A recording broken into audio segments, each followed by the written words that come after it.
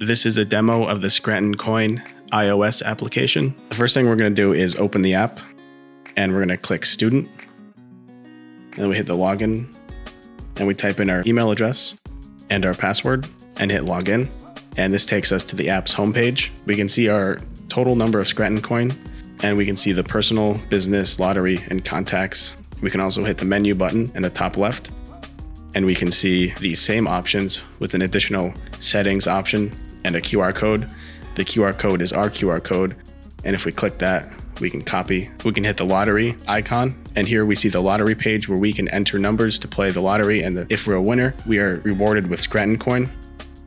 Now we're going to do a transaction. So we're going to hit the personal icon, we're going to hit new transaction, we're going to hit the QR code icon, and we're going to scan the QR code we want to send to, and a message will pop up. Do you want to send USC to this contact? And we're going to hit add. Do you want to register this contact? We can hit add, or we can hit later. We're going to hit later. And now we're going to select the amount of USC, which is ScrantonCoin, we want to send. So we'll just send 2. And then we're going to hit next.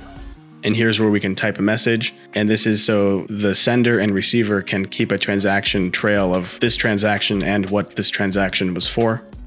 And we hit next. And now here's the review page. It's the confirmation. We see the USC we're sending. We see the recipient's name and their wallet address. And we see the message we've typed, and we hit send, and we scan our thumb or Face ID for confirmation. And that completes the transaction, and it takes us back to the personal page. And if we hit the transaction history icon, we see our transaction history, and there's the transaction with the user's name we sent to, their wallet ID, and the amount we sent. And that's the basics of ScrantonCoin from a student's perspective.